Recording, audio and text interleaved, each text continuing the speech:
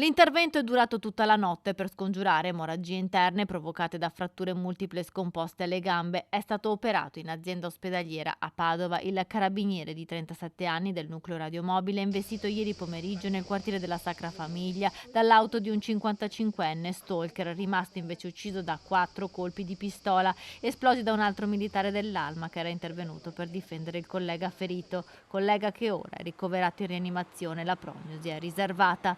Nel frattempo la Procura di Padova ha aperto un'indagine per eccesso colposo di legittima difesa, ma al momento non ci sono iscritti nel registro degli indagati. Ci sono accertamenti in corso e proprio per la delicatezza del caso le indagini sono molto approfondite.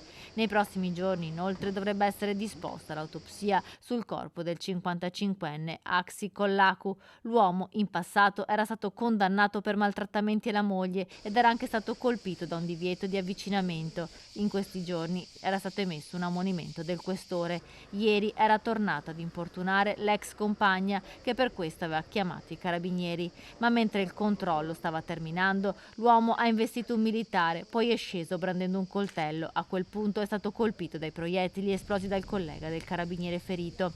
Dal comando provinciale dei carabinieri di Padova fanno sapere che il militare ha agito secondo la procedura e poi ha subito chiamato il 118. Il 55enne albanese, colpito al busto e alle gambe, è deceduto poco dopo in ospedale. Ieri sera, subito dopo i fatti violenti di Vicolo Castelfidardo, l'ex moglie, ancora provata da quanto accaduto, è stata sentita a lungo dal pubblico ministero Marco Brusegan, a cui ha raccontato gli anni difficili vissuti nel terrore di quel compagno violento.